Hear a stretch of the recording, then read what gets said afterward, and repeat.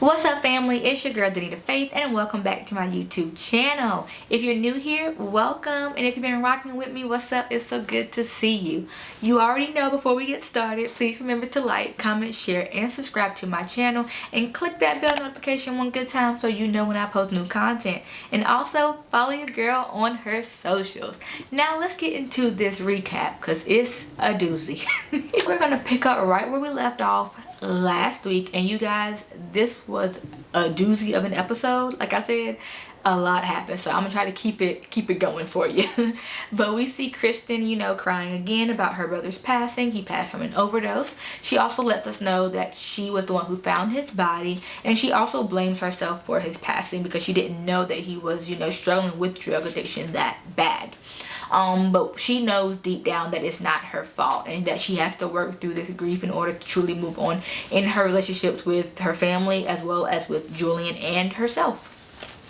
Then we go to the guys' bonfire, and Thomas is just saying how he doesn't want to cross that line with Sophia, even though he is very tempted, but him and Chelsea have set rules and he doesn't want to disrespect her when it comes to those rules. But he does see her talking to Aaron about her crush on Dr. Blake, and then he sees her and Dr. Blake kind of hanging out and vibing, and he's okay. He's like, I didn't really see anything that was terrible. She's getting to know people just like I am, so I can't really be mad that she's talking to somebody in the house because I'm doing the same. Then we go to Julian, and Julian sees Kirsten letting people know that even if Julian passes Temptation Island with flying colors, which he is going to, she still doesn't know if she's going to say yes if he was to propose, because she still doesn't know if she can trust him, and she honestly doesn't even realize or knows why she's still with him. So I need sis to figure that out, because there's a bunch of girls in that house Tula, who want your man. So if you don't want him, girl, let them know so they can go grab him. Then we have Corey, and Corey sees Aaron talking to Shaquille, letting Shaquille know that he's kind of the closest person to her in regards to the singles, and Shaquille has a crush on Aaron. So Corey is okay. He's like, I didn't really see anything, hurtful or anything in those clips, and I'm glad to see, she's growing and trying to open up, and I'm doing the same. Then we see Kendal's clips, and Kendal just sees Erica crying over the threesome tape, even though he doesn't know it's the threesome tape, but she's crying over the threesome tape, and basically how she doesn't know if she's ever been in love for real. And he's just like, I hate to see her cry, but I'm single, we ain't got no rules, I can do what I want, so it is what it is. And Marcus just like, so you would be upset if she did that? And he's like, oh no, I wouldn't be. Like, I might be kind of hurt, but at the end of the day, we're single and we have no rules. So I mean, I can do whatever I want, and she's more than open, and allowed to do whatever she wants. So, but we all know he lying, because even serial cheaters get upset when their significant other is the one cheating, because they feel like they should be the one. It's the pride, that ego. They don't like it. Then we go back to our villas.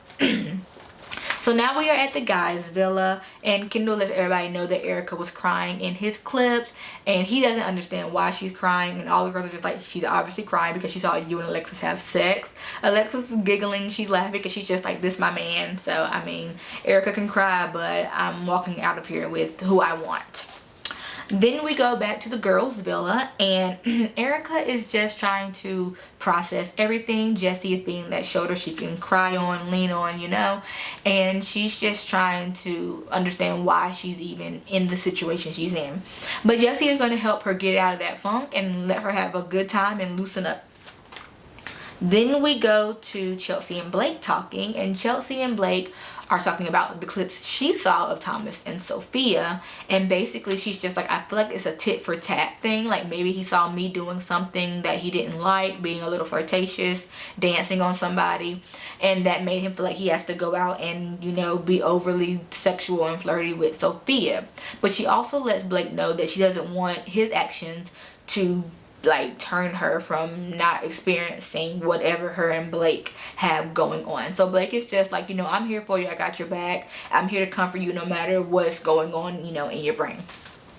And then we go to the dates. So the dates this time are a little different. They're a little more intimate, and everybody is kind of off by themselves. So we start off with Aaron and Griffin, who Aaron has not gone on a date with Griffin in a minute. So Hey Griffin. But they're paddle boarding, and Griffin is happy to be on this date, but he also wants to like get like deeper into their conversations and like peel back some of them layers with Erin. So he basically asked her, you know, what were those clips that you saw?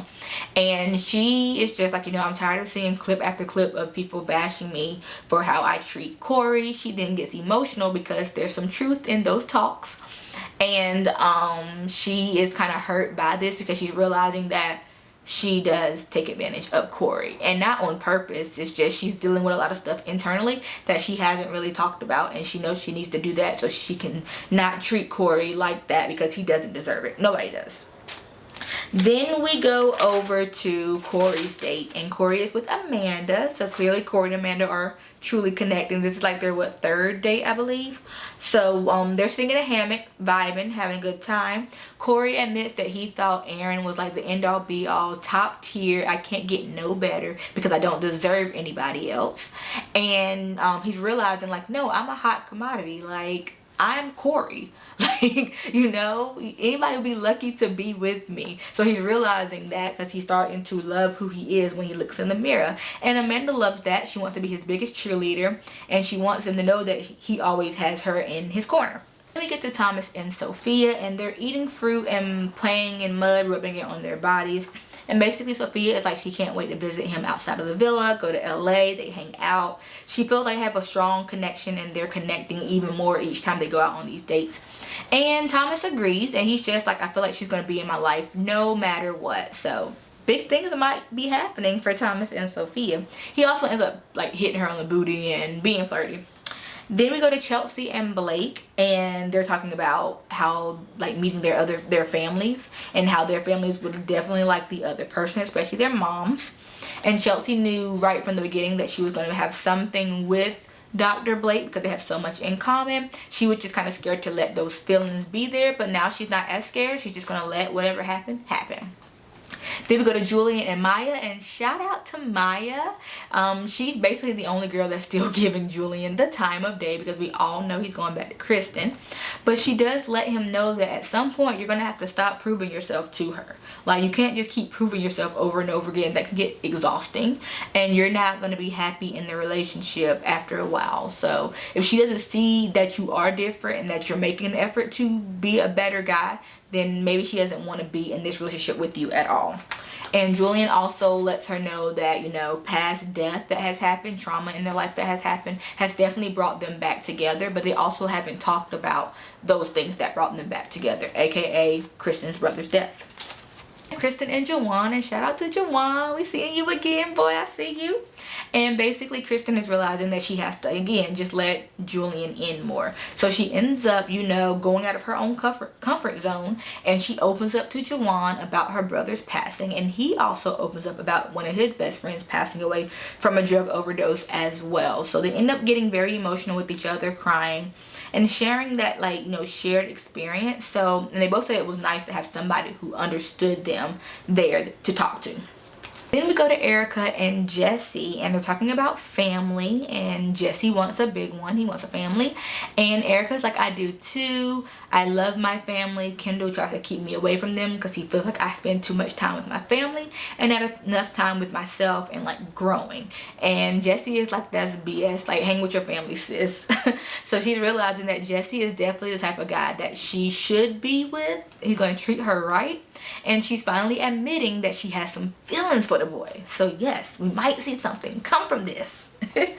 Then we see Alexis and Kendal, and if I'm being honest, their date was probably my most favorite date in regards to the setup. They were sitting on the back of a pickup truck. They were like cuddled up with each other under a blanket. They had their little like drinks and food and whatever, so it was real cute. But they're talking about the future as well, kids as well. Alexis feels like they would grow together in LA and thrive there as a couple, and then eventually have kids, you know, start a family. And Kendal is very much open to this. However, he is not completely shutting the door on what him and Erica have. So Alexis, you're happy ever after. I wouldn't already buy the wedding dress yet, because yeah, you might be sitting in the, well, I would say sitting in the audience, but I highly doubt Erica would want you at her wedding. So now we're at the girls' villa, and at the girls' villa, Chelsea is basically letting the girls know that she was scared of her feelings, but she wants them to actually like be there and figure it out. But she also realized that she didn't think about Thomas one time on that date, and that scares her because like she's supposed to be in love with him. And I believe it was Erica was just like, sis, no, make a mental note of that, because if you're not thinking about him at all, clearly you're being, you know, your head's being turned somewhere else, so maybe he isn't your person like you thought he was. And then Aaron is talking to Shaquille and basically letting him know that she wants to open up and, you know, let people in a little bit more so they can figure out why she is the way she is. And Shaquille is excited because he's like, yes, I want to know who the real Aaron is. So then we go back to the guys' villa, and they're having a masquerade ball. We see Kendal, Alexis, and Nicole talking about the infamous threesome. And Nicole basically is just like Kendal and Alexis' biggest cheerleader. She's so happy for them, but she also is like, if y'all need a toy to play with, I'm here. Miss Nicole is blunt, and I love it. And you can see in Kendal's eyes that he's looking Nicole up and down. So he admits that he's starting to get a crush on her. So I wouldn't be surprised if he takes her out on at least one date. I think he's a little apprehensive because her and Alexis are so close. But he got to see if it's just sexual or if there's something else there. Then we see Sophia and Thomas, and Miss Sophia is trying to get her a kiss, y'all, okay? Sis is trying. And Thomas is doing a Julian, and he's just like, yo. But she's determined, so I think one day she might get that kiss. She got to settle for a cheek for right now. Then we go back to the girls' villa, and we see Chelsea and Blake getting hot and steamy in the pool together. They're like having those like whispered conversations where you're like locked in eye to eye, and they're talking, and she ends up sitting in his lap at one point, and he's like, do you feel that? And she's like, yeah, I do. It feels nice. I'm like, sis, what you feeling down there? You're not what you feeling. But she's just like, she's smitten, she's head over heels, she might already be in love, and they're just very locked into one another. It's the Blake and Chelsea show for all they know. Next day, we are still at the girls' villa, and all the guys feel like Kristen going back to Julian, which, duh, I called that from day one. And then we see Chelsea and Aaron talking, and Chelsea admits that she and Blake have not kissed yet. And it's not a matter of if they will, but when will they, you know? She just knows that it's gonna happen, but she's also not trying to push it or pressure it to happen because she also doesn't really kiss Thomas like that. So I'm thinking physical touch, you know, is not one of her top love languages, and that's fine. But she's just like, I'm just gonna let, you know, whatever happened happen. I'm not gonna force it. So when it's right, we'll kiss. Then we see Kristen, and she just knows she gotta open up more. That's the running joke with Kristen. Just open up, let Julian in. Open up, let him in. And we see Erica basically trying to figure out what she would even say to Kendal if she saw him the next day, and like had to discuss what she's been watching at the bonfires. And honey, I would love to be a fly on the wall for that conversation. Then we go back to the guys' villa, and all the girls are asking Sophia, you know, why haven't you and Thomas kissed yet? And basically she's just like, I'm trying to respect him and Mrs. Thomas, and he's also trying to respect the relationship, but like, I want to kiss. So Thomas, where you at? And then we see Tula braiding Kendal's hair, and honestly, I ain't surprised she's the one braiding his hair, because earlier we saw Kendal braiding I want to say Alexis' hair on one of their dates, but I'm not surprised that he ain't grabbed one of the white girls to braid his hair, because if you've ever braided somebody black hair, our hair texture is a little different, so he had to call on the other sister in the house to do it. But Tula basically asked him, you know, are you really trying to like keep that door open with Erica? And he's like, yeah. And she's like, but like, you've been sleeping with Alexis and doing all these other things, and you think she's gonna still come back to you? And he's like, of course, like, she knows what I bring to the table. Like, how cocky can you be? Like, he makes me itch. Ugh, I don't like the man. I don't like him. But basically he's just like, I'm more like emotionally mature when it comes to my emotions than Erica is, because she's still trying to find herself. So I very much would like be okay if she was doing what I was doing, but I see why she's not okay. But I think she can get over it. And Tula's just like, couldn't be me. And honey, it couldn't be me either, because you ain't about to make me look like a fool in front of billions of people on national television and expect me to take you back. Nope. Not at all. Then we see Julian talking to, I want to say Maya and Thomas. But Julian is telling them about Kristen's brother's death and how his death kind of brought them back together, but that they, again, don't talk about it. And he was very, you know, hurt by that death as well. It was like he lost his brother also. Like, he has this man tatted on his body. And they had a conversation where the brother was just like, look, watch after my little sister or big sister. I actually don't know the ages, but watch after my sister or whatever. And Julian was like, I got you. So he's just like, I feel like I gotta be there for her, but neither one of us is opening up for that pain that we're feeling, and that's definitely hindering our relationship. So they know they have to do that, because clearly they both struggling with Kristen's brother's passing. And now we're going to the bonfire. So we right back at the bonfire, y'all. Told y'all it's a lot in this episode.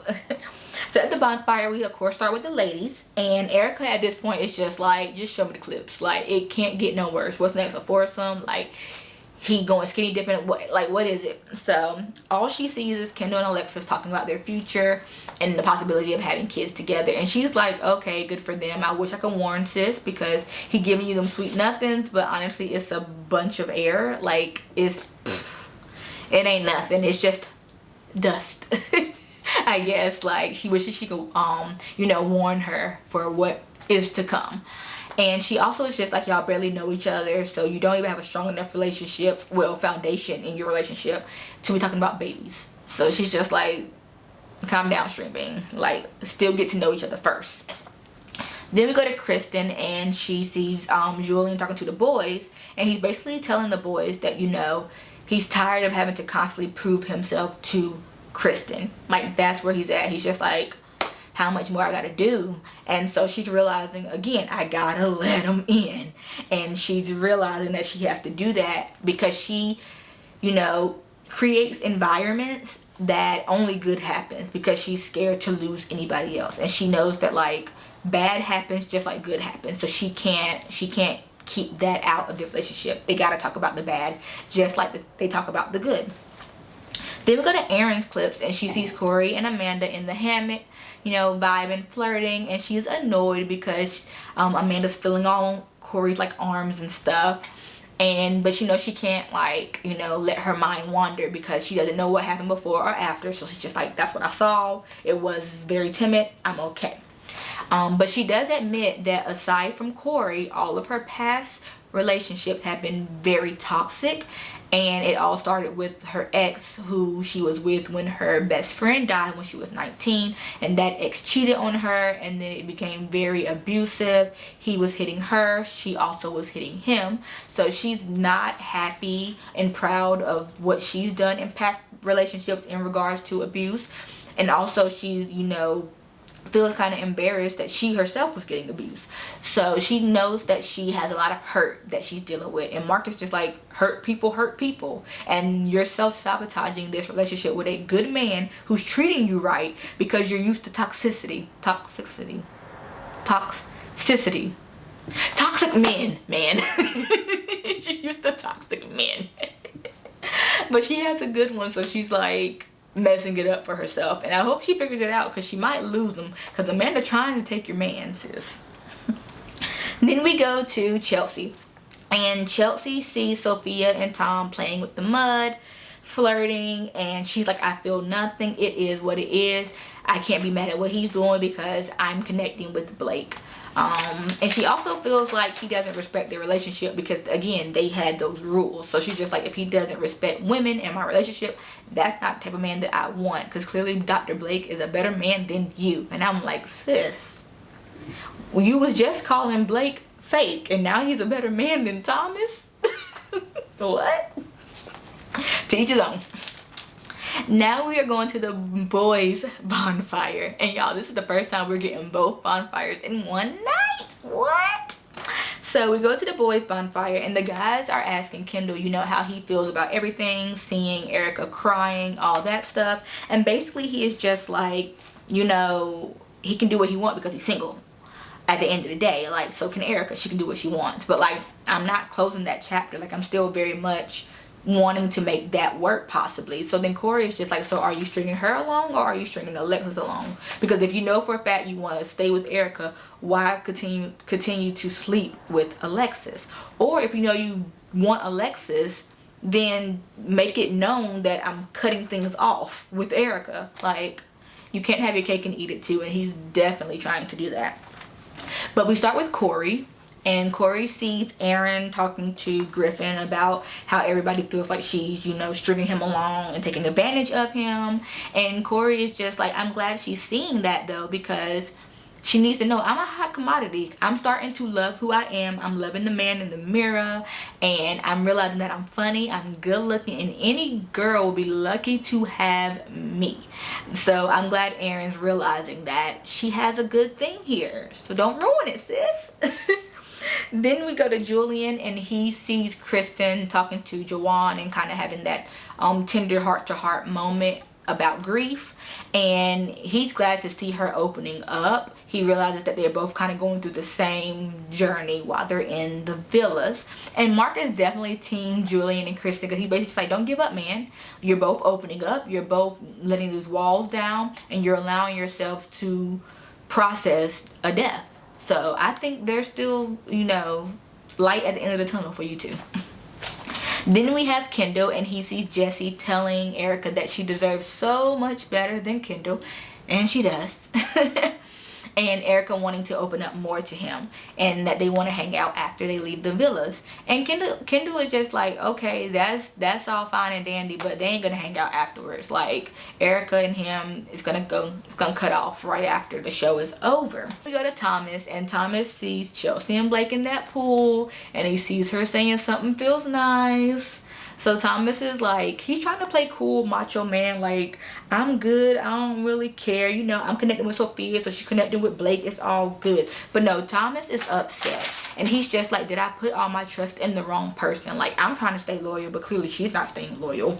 So he's heated and mad, because he feels like Chelsea has already crossed the line that he has not crossed with Sophia. So, and of course Kendal is just like, man, don't worry about it, you got somebody back at the house who's ready for you. And it's like, Kendal, you sit over there and worry about your stuff, okay?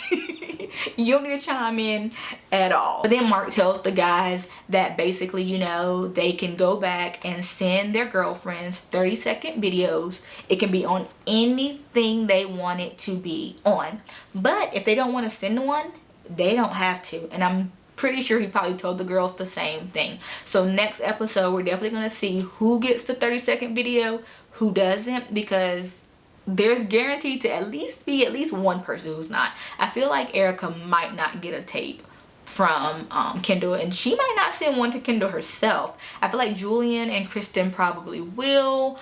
Aaron and Corey, maybe, you know, and then Chelsea and Thomas, I feel like one may not. So we should see if my predictions are true. Put yours down in the comments below. Who do you think is going to get a video, and who do you think is not? That is my recap for episode 6. I truly do hope you enjoyed it. Please again remember to like, comment, share, and subscribe to my channel, and also follow your girl on my socials. I hope you have a blessed rest of your day, and I can't wait to see you next time. Bye.